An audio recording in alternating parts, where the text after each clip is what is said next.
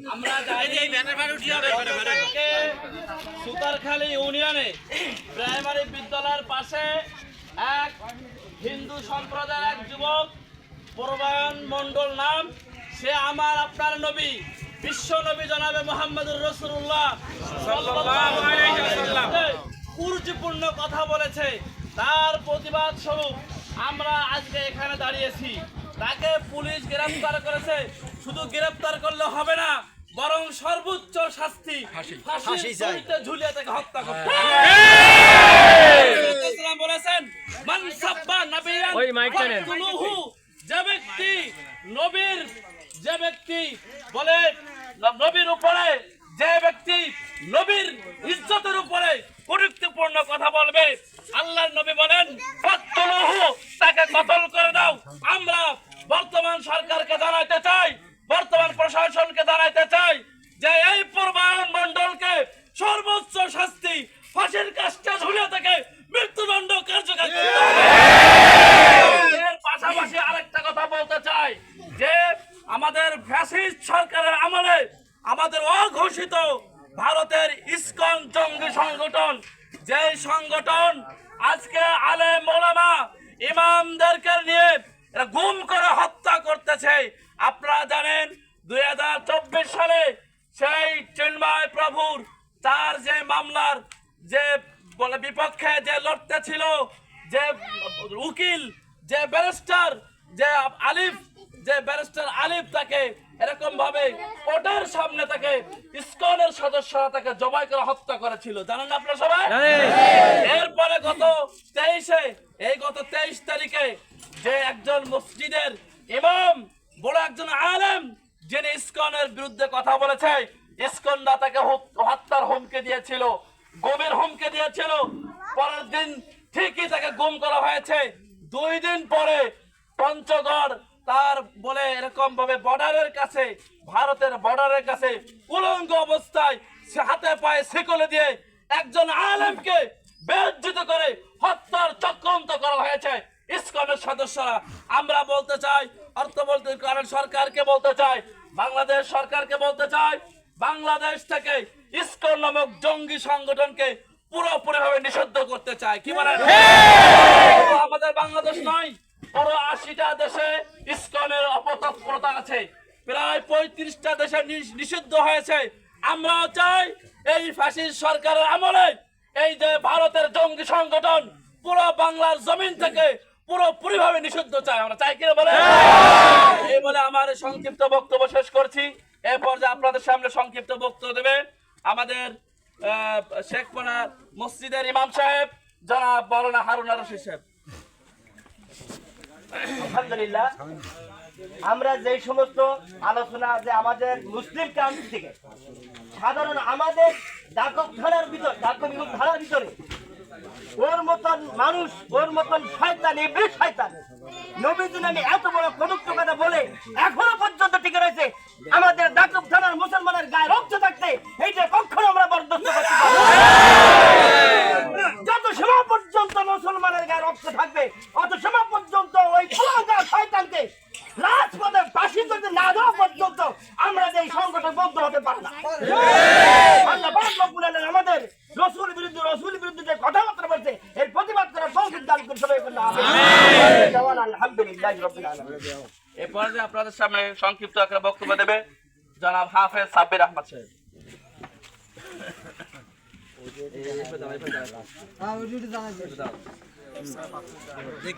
আলহামদুলিল্লাহ, সংগ্রামী তাওহীদ জনতা, আমরা জানি এখানে আমরা যারা উপস্থিত হয়েছি আমরা সবাই নবী প্রেমিক, একজন খাঁটি মুসলমান।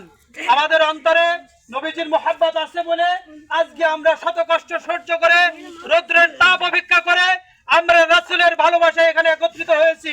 আজকে অত্যন্ত দুঃখের সঙ্গে বলতে হয়, আমরা দাকমের মাটি থেকে, যে মাটিতে আমাদের বসবাস বেড়ে ওঠা, এই মাটির একজন বেদিন নাস্তিক হিন্দুত্ববাদী ইসকন সদস্য প্রবায়ন মণ্ডল, একটা হিন্দু ছেলে, আমার আপনার কলিজার নবী হযরত মুহাম্মদুর রাসূলুল্লাহ সাল্লাল্লাহু আলাইহি ওয়াসাল্লামের নামে কুরুচি মন্তব্য করেছে, তার শানে বেয়াদবি করেছে। আমরা মুসলমান, আমাদের শরীরে রক্ত গরম হয়ে গেছে। নবীজির শরীরে কেন এত বড় বেয়াদবি করলো? আমাদের শরীরে বিন্দু মাত্র রক্ত থাকতে ওই পূর্বের মন্ডলকে আর দাকবের মাটিতে জীবিত আসতে দেব না ইনশাআল্লাহ। বিশ্ব নবীর অপমানে যদি না কাঁদে মুসলমানের মন, মুসলিম নয় মুসলমান, ওই মুসলমান হলো ইসলামের দুশমন, ঠিক কি না? প্রিয় হাজিরিন, আমরা এখান থেকে আমাদের এই আন্দোলন থেমে থাকবে না যতক্ষণ পর্যন্ত ওই হিন্দু পূর্বায়ন মন্ডল ইসকনের সদস্যের ফাঁসির দিয়ে তাকে হত্যা না করা হবে ইনশাআল্লাহ। আমরা এই আন্দোলন শুরু করেছি, আমরা আগামীতে যত আন্দোলন সংগ্রাম আসবে আমরা আন্দোলনে শরীক হব ইনশাআল্লাহ। আল্লাহ তাআলা আমাদের সকলকে নবীর আশিক হিসেবে কবুল করুন, আমিন। নারায়ে তাকবীর, আল্লাহু আকবার, নারায়ে তাকবীর, আল্লাহু আকবার। আল কোরআনের আলো ঘরে ঘরে জালো, আল হাদিসের আলো ঘরে ঘরে জালো, নবীজির দুশমনেরা হুঁশিয়ার সাবধান, ইসকনের দালালেরা হুঁশিয়ার সাবধান। এ পর্যায়ে আপনাদের সামনে সংক্ষিপ্ত বক্তব্য নিয়ে আসছে পশ্চিম লাউডক জামে মসজিদের সম্মানিত ইমাম ও খতিব হাফেজ রহমান সাহেব, হাফিজুর রহমান সাহেব।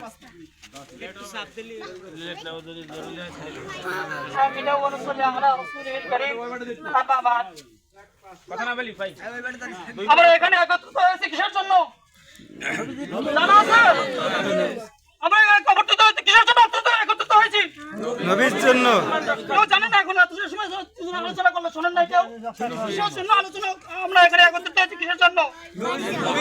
নবীজির দুশমন, নবীজিকে যে কটূক্তি করেছে, যে গালি ওই কুখ্যাত শয়তান সন্তান দিয়েছে, সেটা মুখে প্রকাশ করা যায় না।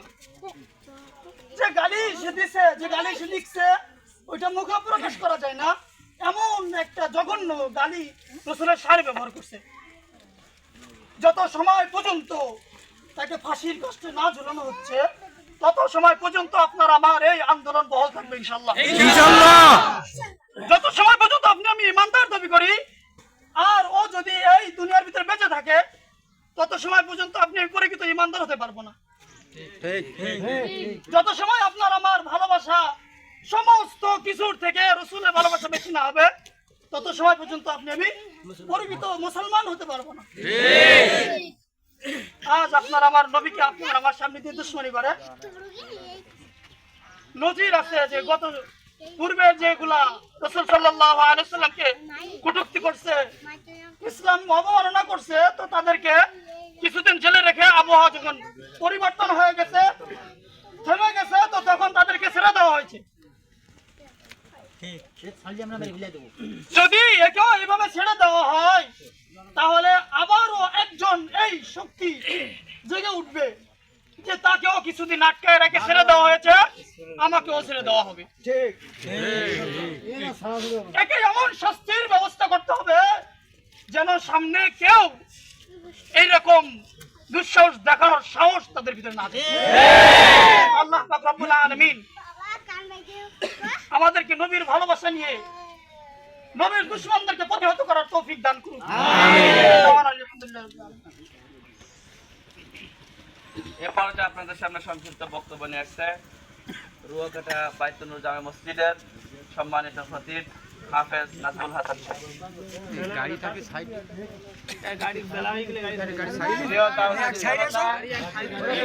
আপনারা সকলে জানেন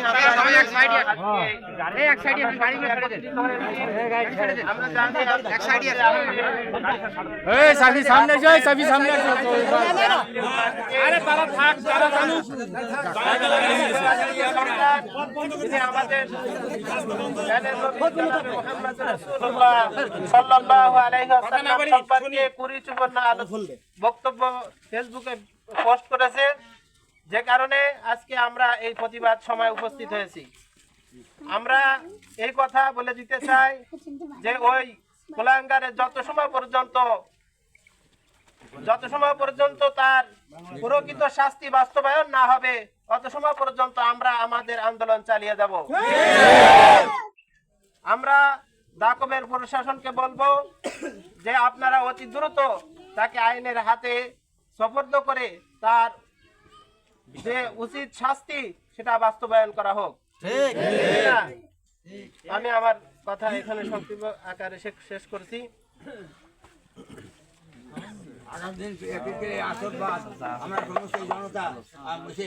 এ পর্যায়ে সংক্ষিপ্ত বক্তব্য নিয়ে আসছে জনাব হযরত মাওলানা আলমগীর হোসেন সাহেব।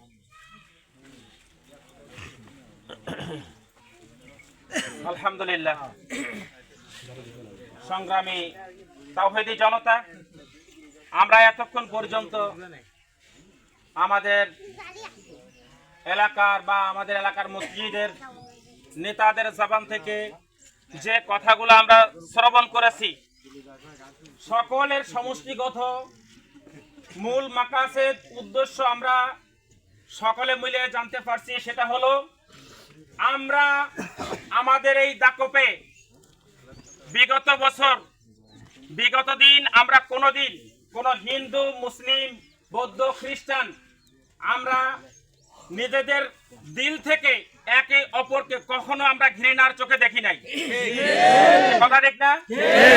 আমরা কখনো অন্য ধর্মের লোক এই বলে আমরা হিংসা কোনোদিন করি নাই, কাউকে কোনোদিন আঘাত করি নাই, কারোর প্রতিমা ভাঙচুর করি নাই, কারোর ধর্মশালায় যে আমরা তাদেরকে বাধা বিঘ্নতা সৃষ্টি করি নাই। সুতরাং আমরা মুসলমান, আমাদের মুসলমানদের কলিজার টুকরা যে আমাদের মা, বাবা, ভাই, বোন, আত্মীয় স্বজন সকলকে এক একটা গালি দিলেও আমরা সেটা বরদাস্ত করব। কিন্তু আমরা আল্লাহর নবী শানে একজন গুরুত্বপূর্ণ কথা বলবে, বক্তব্য দিবে, তার এই কথাটাকে আমরা কোনোদিন মেনে নেব না। সুতরাং যে বা যাদের ইন্ধনে এই পূর্বায়ন মণ্ডল আমাদের নবীজির শানে এই কুরুচিপূর্ণ বক্তব্য দিয়েছে, প্রশাসনকে আমরা ধন্যবাদ জানাই, তারা তাকে গ্রেফতার করেছে, আলহামদুলিল্লাহ। কিন্তু আমরা সকলে এক বাক্যে সকলের সম্মতিক্রমে প্রশাসনকে আমরা জানিয়ে দিতে চাই যে এই পূর্বায়ন মণ্ডলের শাস্তি এই দাকবের জমিনে যেন করা হয়, কাস্টে যেন ঝোলানো হয়। আমরা আমাদের মা বাবার থেকেও আমরা আমাদের নবীজির সম্মানকে বেশি পছন্দ করি, নবীজিকে ভালোবাসি। সুতরাং আমাদের নবীজির শানে কেউ বেয়াদবি করবে এটা আমরা বরদাস্ত করব না। আমরা এরকম আমাদের সন্তান সন্ততি, আমাদের আত্মীয় স্বজনের মধ্য থেকেও আমরা কখনো ভাবে যারা এখনো কোনো কাজ করে তাদের পক্ষপাতিত্ব কখনো আমরা করব না। আল্লাহর নবীর সম্মান ইজ্জত রক্ষার জন্য আমরা সর্বদা সজাগ থাকবো তো ইনশাআল্লাহ। এই পূর্বায়ন মণ্ডলের যথাযথ শাস্তি আমরা সকলে চাই তো ইনশাআল্লাহ। এই পূর্বায়ন মণ্ডল তওবা করুক, জনসম্মুখে ক্ষমা চাক। কিন্তু যদি এই যে হুজুর একটু আগে বলে গেল যে পূর্বে যাদেরকে ধরা হয়েছিল তাদেরকে আবার ছেড়ে দেওয়া হয়েছে, যদি প্রশাসন আবার এদেরকে ছেড়ে দেয় তাহলে এর যথাযথ বিচার এই সাধারণ জনতা ইনশাআল্লাহ একদিন করবেই করবে। আমাদের গায়ে এক ফোঁটা রক্ত থাকতে কখনো রাসূলের দুশমনদের আমরা কখনো বুক ফুলিয়ে এই দাকবের জমিনে ঘুরে বেড়াতে দেব না। নারায়ে তাকবীর! রাসূলের দুশমনেরা পূর্বায়ন মণ্ডলের ফাঁসি চাই, পূর্বায়ন মণ্ডলের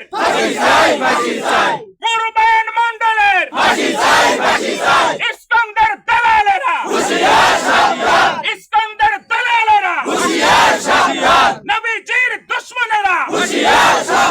নবীজির দুশমনেরা, আল কোরআনের আলো, আল হাদিসের আলো। সংগ্রামী তাওহীদ জনতা, আমরা এখানে যারা উপস্থিত হয়েছি রাসূলের মহব্বতে, ঠিক না? এই রাসূলের মহব্বত আপনার আমার অন্তরের ভিতরে আরো বদ্ধমূল হোক, এটা আমরা চাই না? এর জন্য আমরা সকলে উলামায়ে কেরাম যেখান থেকে যেভাবে আমাদেরকে দিক নির্দেশনা দেয় আমরা সেভাবে সেইখান থেকে আমরা প্রতিবাদ গড়ে তুলব তো ইনশাআল্লাহ। আল্লাহ তাআলা আমাদের এই সামান্য মেহনতটিকে, এই সামান্য এই যে এক ফোঁটা ঘাম আপনার আমার একটু ঝরছে, আলহামদুলিল্লাহ, আমরা এই ঘামের বদলা আল্লাহ তাআলার কাছে আমরা চাই আল্লাহ তাআলা আমাদের ঈমানি জজবা এবং আমলি জজবা আরো আল্লাহ তাআলা বৃদ্ধি করুক, আমিন।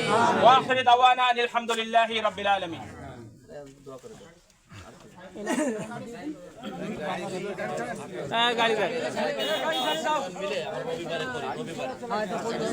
আলহামদুলিল্লাহ, সংগ্রামী তাওহীদি জনতা, আমরা প্রিয় হাজিরিন, আমরা একটু খেয়াল করি আমাদের এই সংগ্রাম এবং প্রতিবাদ বিক্ষোভ মিছিল সম্পর্কে আগামীতে আমরা আলেমরা, এলাকার ইমামরা বসে সিদ্ধান্ত নেব আগামী মিটিং কবে কোথায় হবে। আপনাদেরকে যখনই জানানো হবে আপনারা সকলে শোনা মাত্রই সময় মতো হাজির হয়ে যাবেন ইনশাআল্লাহ। প্রিয় হাজিরিন, এ পর্যায়ে দোয়া ও মুনাজাতের মাধ্যমে আজকের অনুষ্ঠান সমাপ্ত ঘোষণা করবেন আমাদের কালিকাবাড়ি দারুস সুন্নাহ মাদ্রাসার শিক্ষা সচিব এবং কালিকাবাড়ি কেন্দ্রীয় জামে মসজিদের ইমাম ও খতিব, সুযোগ্য ইমাম মুফতি আবু ইসা হামিদি।